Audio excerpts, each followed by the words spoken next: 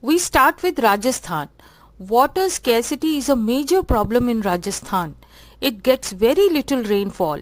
Here it rains for only a few days in the entire year, sometimes not even that much. The rivers here do not have water all around the year.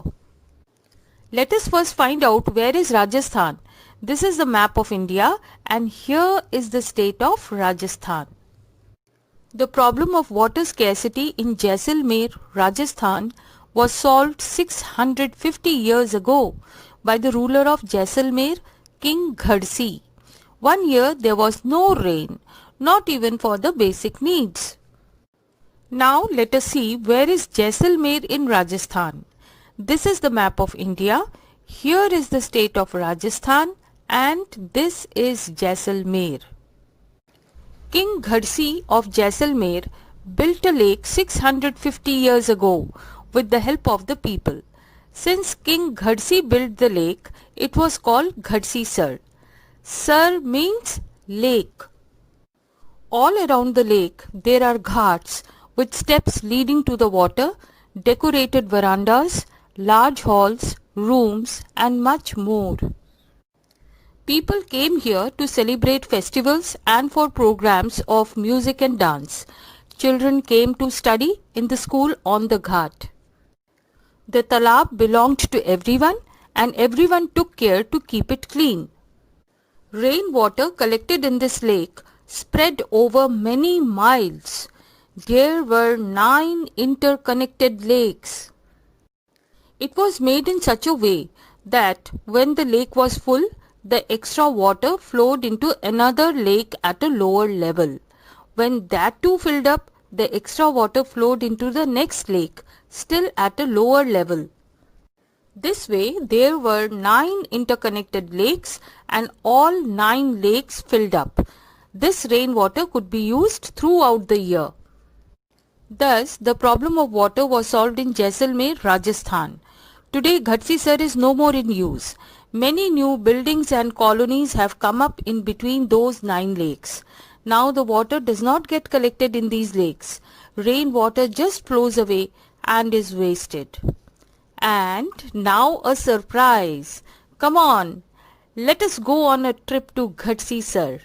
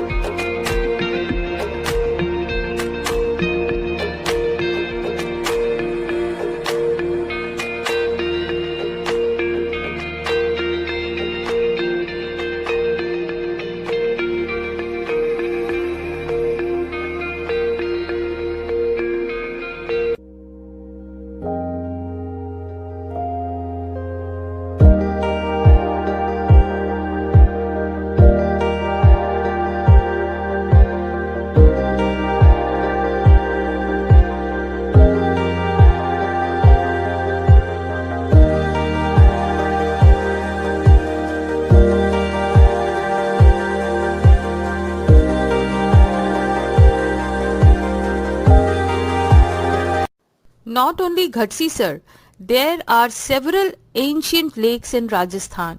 Let us see some more ancient lakes in Rajasthan.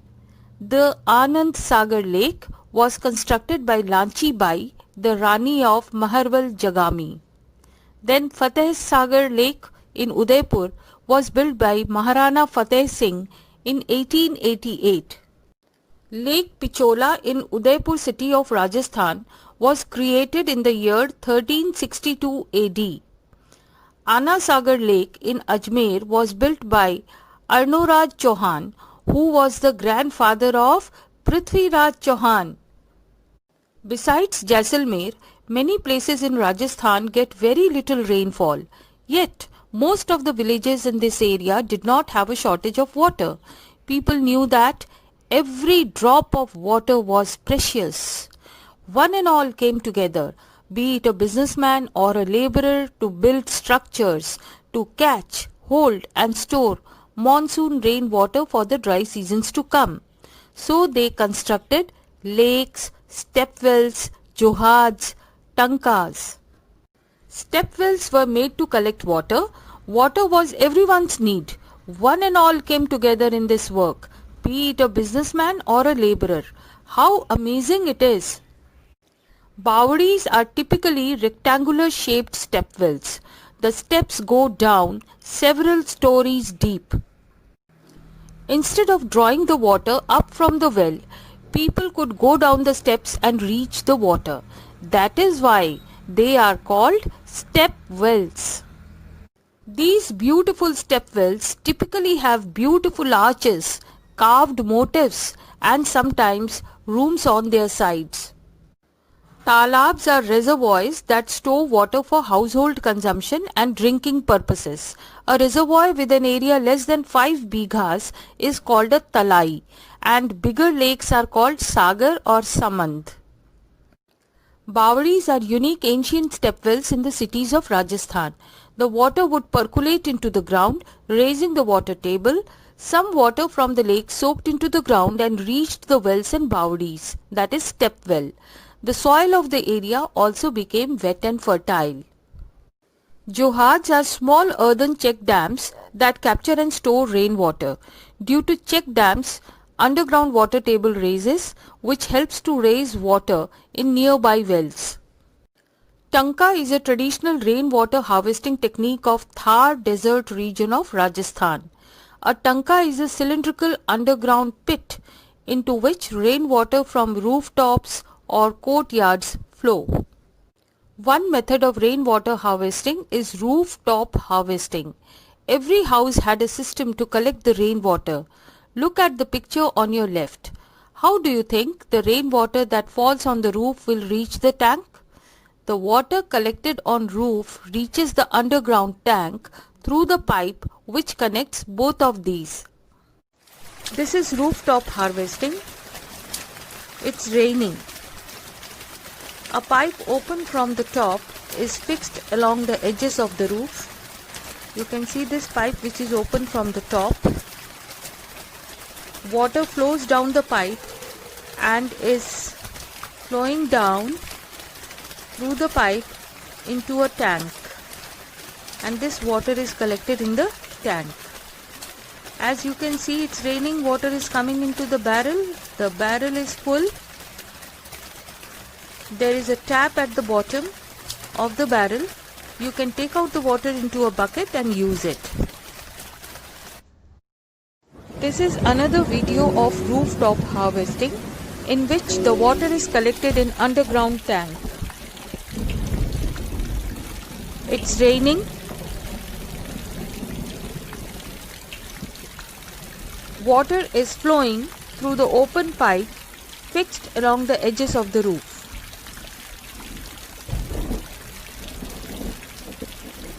And now the water is flowing down the solid pipe.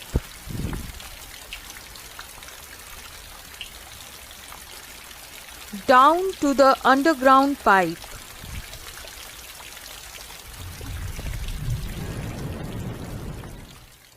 It's flowing through the underground pipe.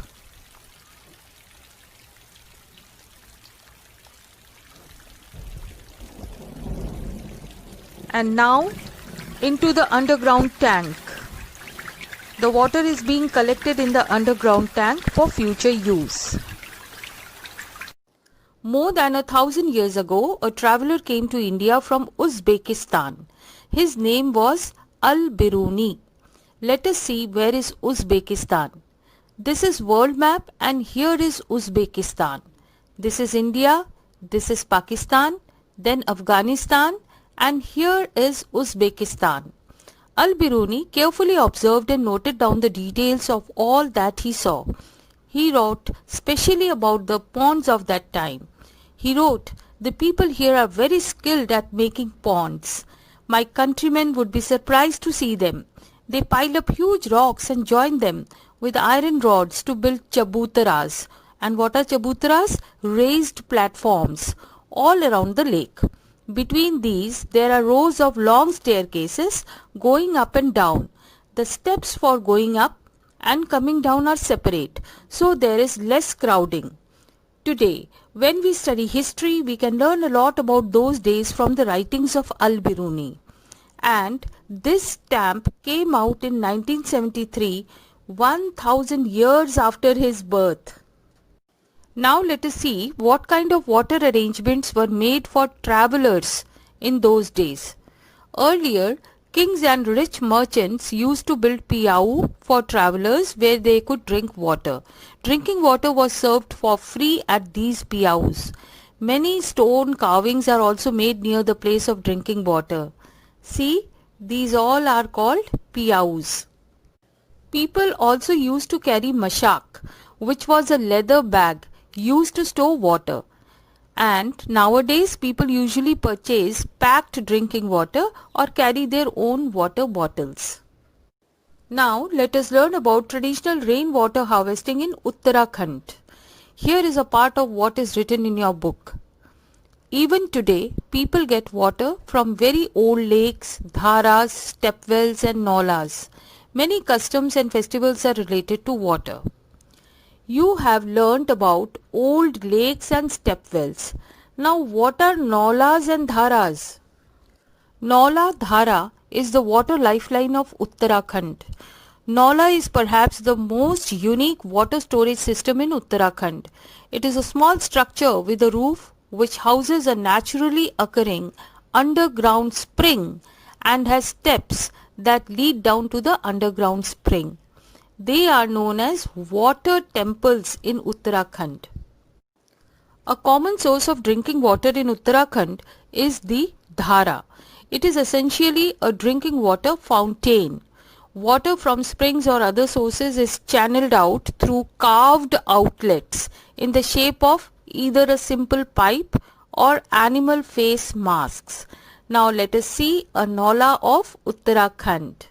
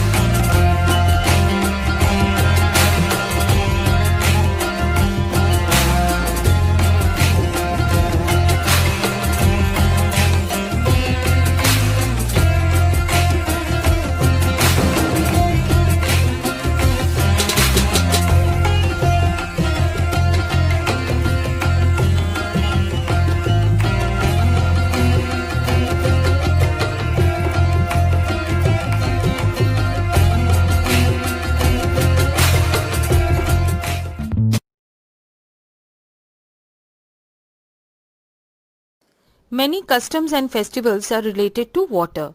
At some places, whenever lakes get filled up with rainwater, the people gather around the lake to celebrate. See the bride of Uttarakhand in this picture. After getting married, she has come to the new village. She bows to the spring or the pond. Do you have some special pots for water at your place? Look at these beautiful copper pots. And the shining yellow pot of brass is seen in the other picture. Now let us see the different ways in which people manage water today. In this picture, a Jal Board water tanker comes to their colony twice a day. They have to stand in a long queue to get water from the tanker. People at times have fights over water. Next, in this picture, they get water at home for half an hour. They fill this in a tank to use all day. Sometimes it is dirty. And this one, there is a hand pump nearby, but the water that they get from it is salty. They have to buy water for drinking. And in this picture, they get water from the canal itself. Next, they fill water from the well. The nearby well dried up a year ago. Now they have to walk far to reach the other well. They are not allowed to take water from some of these wells because of their caste. And in this, they get water from their taps all day long. So lucky. Next one, they have to put a motor to pump up the water from the bore well. But there is no electricity. So what to do? And this one, they have put a pump directly in the Jal Board pipeline. And they say now they don't have any problem. We have seen that nowadays people get water from taps, tankers, wells, hand pumps, canals, rivers and bore wells. Some people draw out water from the ground by deep bore wells. How far is it correct? This is a bore well. Bore wells are vertical drilled wells bored into an underground to extract water. Electrical pumps are used to pump out the water from the bore wells.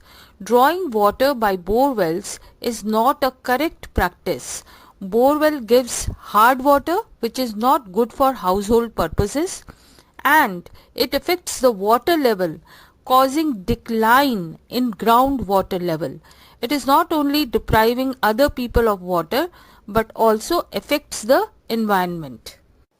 Why do some people put a pump directly in the Jal Board pipeline? What problems would other people face due to this? Some people directly put a pump in the Jal Board pipeline to get supply of drinking water. Due to this, other people do not get sufficient water. Everyone has the right to live. Yet, is everybody getting enough water to live or even water to drink? Not everybody is getting enough water to live or even drink. Why is that some people have to buy drinking water? Should it be like this? Water on this earth is for one and all. Some people have to buy drinking water as drinking water is scarce and they do not get sufficient water supply due to the lack of drinking water in that area. Things should not be like this. This is a water bill. Look at it carefully and try to read. From which office has this bill come? Look here. This bill has come from Delhi Jal Board. Do you get a water bill at home? Find out from where it is sent. Those who get a water bill at home, the bill is sent from the water supply department of their city. Why do you think Delhi Sarkar, Government of Delhi is written under the Delhi Jal Board? Delhi Sarkar, Government of Delhi is written under Delhi Jal Board as it is run by the Government of Delhi. In whose name is this bill? How much money do they have to pay for each month? The bill is in the name of Muhammad Umar and Dr. Muhammad Shoaib. They have to pay a total amount of 368 rupees. Do you have to pay for water? How much? Is the rate of water different in different colonies? Ask your elders. The rate is the same in different colonies. Do you know that there are some groups dealing with water crisis? Yes, it can be done. There are some groups that work hard to bring water to the people of different areas. They ask the elders about the water arrangement in their times. They rebuild the old lakes and johads and also build new ones. Let us see how the group called Tarun Bharat Sangh helped Darki Mai. So this is the story of Darki Mai. This is Darki Mai. She lives in a village in the Alwar district of Rajasthan. The women of the village used to spend the entire day looking after their home and animals. Sometimes it took them all night to pull water from the well for the animals. In the summer, when the wells dried up, they had to leave the village. Darki Mai heard about this group and asked for help. Together, the people from the group and the village decided to make a lake. The problem of food and water for animals is now less. People get more milk. They have started earning more. I'll tell you more about Tarun Bharat Sangh. Tarun Bharat Sangh, a non-government organization run by Dr. Rajendra Singh, brings people together on the issues of water resources and has participated in the construction of Johads, small-scale reservoirs that help to harvest rainwater. Dr. Rajendra Singh changed the course of his life from being a doctor of human bodies in Alwar to becoming a doctor of water bodies, gaining the title of the Water Man of India. But there is something that individuals can do to make more efficient use of limited water supplies and to make water conservation practices a part of everyday life. Water conservation involves reducing water waste. It does not mean doing without water. Water conservation involves changing water waste habits in home, repairing leaks in plumbing fixtures, and practicing water conservation can lower water bills. Look at this picture. It says producing one pair of jeans is equal to 10,000 liters of water. Can you imagine? Flushing a toilet is equal to 8 liters of water, and 5 minutes shower is equal to 35 liters of water. Now it's about doing your part. Turn off the tap while you brush your teeth. Check faucets and pipes for leaks.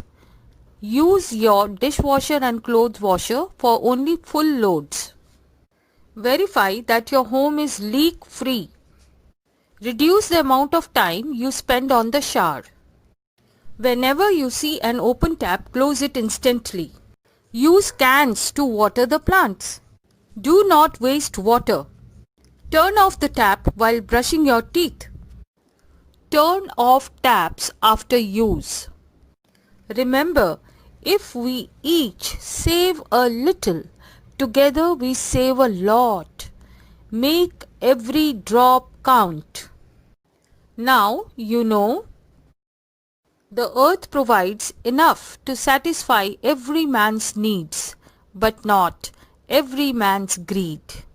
A quote by Mahatma Gandhi.